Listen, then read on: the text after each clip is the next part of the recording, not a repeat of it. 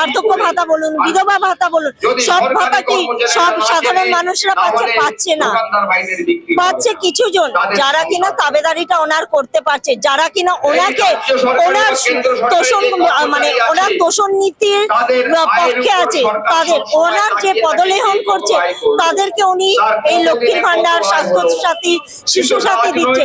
আর সব থেকে বড় কথা, শিশু সাথী, স্বাস্থ্য সাথী, তারপরে লক্ষ্মীর ভান্ডারের জন্য কিন্তু আমাদের ডিএটা আটকে নেই, ডিএটা আটকে রয়েছে ওনার চরম উগ্রবাদী মানসিকতার জন্য। একেবারে নবান্নের সামনে সরকারি কর্মচারীরা যেভাবে ঘেউ ঘেউ করে তা আমরা শুনেছি, আবার এই নবান্নের সামনে আপনারা ঘেউ ঘেউ শুরু করলেন। দেখুন, যখন একজন প্রশাসনিক হেড, যাকে আমরা মুখ্যমন্ত্রী বলছি, সে যখন কানে শুনতে পাচ্ছে না, তখন তো তার কাছে তো বারে বারে আমাদেরকে চিৎকারটা করতে হবে।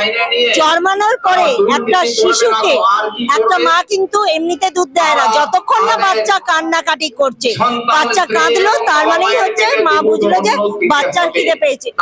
সেই জন্যই আমরা ঠিক নবান্ন থেকে বেশি দূর না, 300 থেকে 400 মিটার দূরেই হচ্ছে, এখান থেকে দেখলেই বুঝতে পারবেন আমার জাস্ট ডান হাতের দিকেই হচ্ছে নবান্ন আছে। এখান থেকে আমরা ওনাকে হুঁশিয়ারিটা দিতে চাই যে মাননীয় মুখ্যমন্ত্রী, আপনি আপনার শাসনকালে সব থেকে ব্যর্থতম হচ্ছে শাসক। তার কারণ হচ্ছে এই পশ্চিমবঙ্গ সরকার এখন যেটা চালাচ্ছে সেটা হচ্ছে দুর্নীতি ছাড়া আর কিছু চালাচ্ছে না।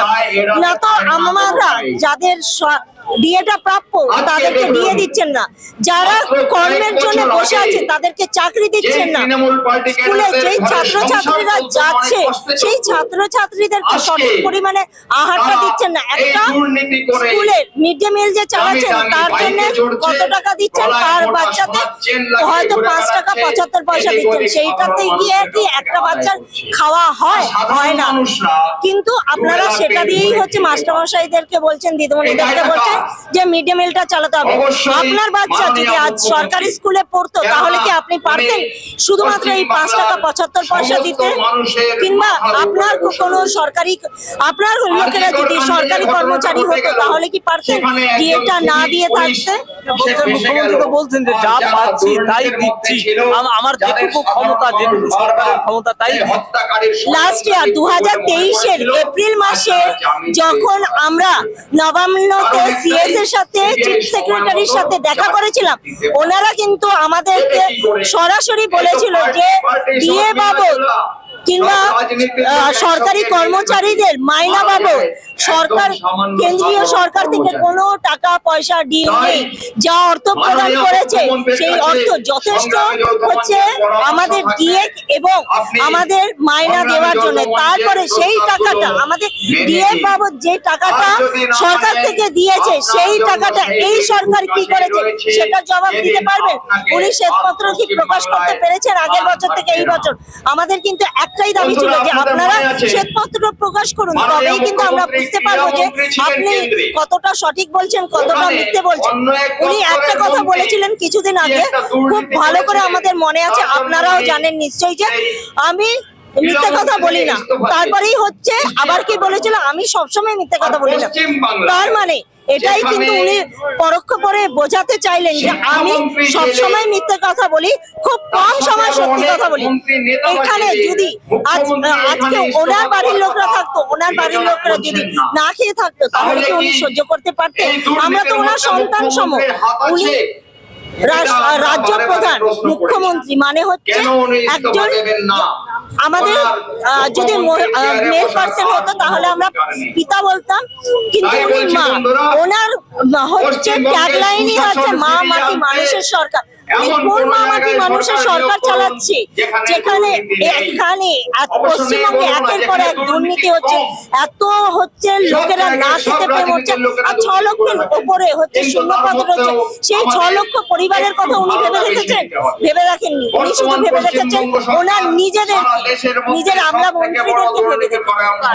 সারা জায়গায় গোটা বাংলায় প্রকল্প এক ঝুড়ি আছে। আমি লক্ষ্মীর ভান্ডার থেকে স্বাস্থ্য সাথী সমস্ত এক ঝুড়ি প্রকল্প রয়েছে, এই বাংলায় তো কাজ হচ্ছে, এগিয়ে বাংলা। লক্ষ্মীর ভান্ডার কারা পাচ্ছে সঠিকভাবে খোঁজ নিয়ে দেখেছেন কি? লক্ষ্মীর ভান্ডার পাচ্ছে কিছু জন যারা ওনার তাবেদারি করছে। লক্ষ্মীর ভান্ডার কিন্তু সবাই পাচ্ছে না, কিংবা বিভিন্ন যে আরো যে বার্ধক্য ভাতা বলুন, বিধবা ভাতা বলুন, সব ভাতা কি সব সাধারণ মানুষরা পাচ্ছে না। পাচ্ছে কিছু জন যারা কিনা তাবেদারিটা ওনার করতে পারছে, যারা কিনা ওনাকে ওনার তোষণ মানে ওনার তোষণ নীতির পক্ষে আছে, তাদের ওনার যে পদলেহন করছে তাদেরকে উনি এই লক্ষ্মীর ভান্ডার, স্বাস্থ্য সাথী, শিশু সাথী দিচ্ছে। আর সব থেকে বড় কথা, শিশু সাথী, স্বাস্থ্য সাথী, তারপরে লক্ষ্মীর ভান্ডারের জন্য কিন্তু আমাদের ডিএটা আটকে নেই। ডিএটা আটকে রয়েছে ওনার চরম উগ্রবাদী মানসিকতার জন্য। ওএমআর সিট দেখে বেশ গোলমেলে, ওএমআর সিটে যে বদল হয়েছে তা একেবারে সুপ্রিম কোর্ট ছত্রে এসএসসি কে প্রশ্নবান এর মাধ্যমে বিধেছে। আমি বললাম সুপ্রিম কোর্টের দিকে তাকালে এতগুলো ছেলেমেয়ে রাস্তায় বসে আছে, তাদের ভবিষ্যৎ কোথায়? এটা জবাব তো মাননীয় মুখ্যমন্ত্রীকে দিতে হবে। তার কারণ হচ্ছে এই ওএমআর সিটের বদল কে করেছে? ওনারই তাবেদারি করা আমলা মন্ত্রীরা এর কাটা করেছে। তাহলে উনি কেন এইটার ব্যর্থতা স্বীকার করছেন না? কেন উনি নিজে খসড়া দিচ্ছেন না যে হ্যাঁ এটা আমার আমলা মন্ত্রীদের ভুল, এটার জন্য কোন যারা যোগ্য তাদের চাকরি যাবে না, যারা অযোগ্য, যারা প্যানেলে এক্সট্রা ঢুকেছে তাদেরকেই বার করা হবে? কেন এই খসড়াটা উনি দিতে পারছেন না? কেন এতদিন ধরে ওএমআর সিট নিয়ে যে এত চলছে, কথোপকথন চলছে, কেন উনি নিজে দাঁড়িয়ে বলতে পারছেন না যে যারা যোগ্য তারা থাকুক, যারা অযোগ্য যাদেরকে আমরা পয়সা নিয়ে চাকরি দিয়েছি তাদেরকে আমরা বাদ করব? কেন উনি এখনো অবধি শিক্ষা পর্ষদকে বলতে পারছে না, এসএসসি কমিশনকে বলতে পারছে না যে আপনারা যোগ্য অযোগ্যদের বিচার করুন, আপনারা সেগ্রিগেট করুন? সেগ্রিগেট করাটা কিন্তু খুব একটা মানে অনেক বড় বিষয় না, যথেষ্ট কম বিষয়।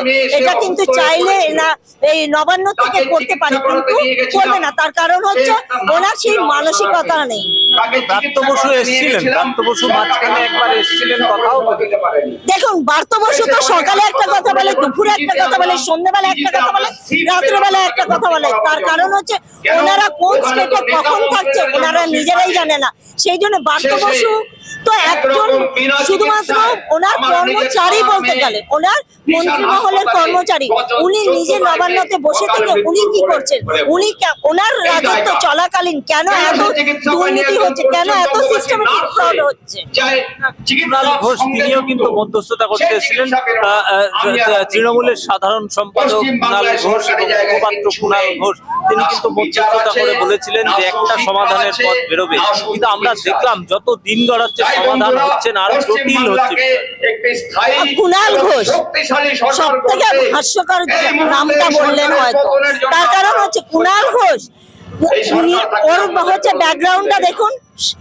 সারদা নারদা কাণ্ডে জেলে গেছিল এই কুণাল ঘোষই বলেছিল যে মাননীয় মুখ্যমন্ত্রীর কাছে হচ্ছে সমস্ত কিছু নথি আছে।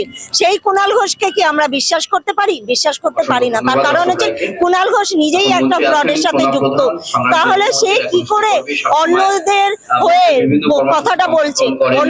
উনি নিজেকে মুখপাত্র বলে, কিন্তু মমতা বন্দ্যোপাধ্যায় কি কোনোদিনও নিজে স্বীকার করেছে যে কুণাল ঘোষ মুখপাত্র দলের? আর মুখপাত্রের কথা কেন শুনবো? এটা তো দলীয় জায়গাটা আসছে না, এটা হচ্ছে রাজ্যের কথাটা হচ্ছে।